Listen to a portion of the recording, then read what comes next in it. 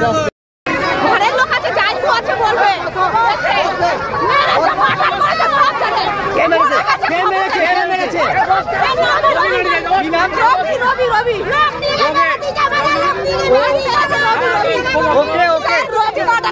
বলছে এখন যে বক্তব্যটা এখন বলছে পয়সা লেগে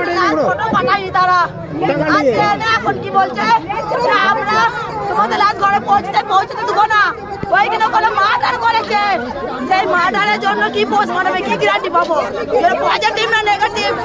আমি চাই আমার দেওয়ারে নতুন করে আবার পোস্টমর্টম করা হোক। মুখ্যমন্ত্রীর কাছে হাত জোর করে আমি বলছি, আমি এই পাপের শাস্তিতে সাজা পেতে চাই।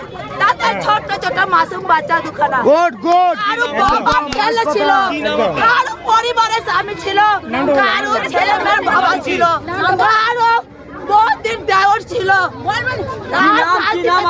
তাকে যারা এরকম ভাবে মারধর করেছে শুক্লা মন্ডল। হ্যাঁ রবিকে ও কি নিয়ে গেছিল? নিয়ে গেছে, ও বাড়ি থেকে ডেকে কাজে নিয়ে গেছে, পয়সা চেয়েছে বলে মেরেছে মদ খেয়ে। রাতের বেলা রবিবার রাতে ঘটনা, মেয়েরা ঢাকা দিয়ে দিয়েছে, আমার নিচে চাই বলছে বলেছে চারজন না। পুলিশকে বলেছে? হ্যাঁ পুলিশকে বলে নাই,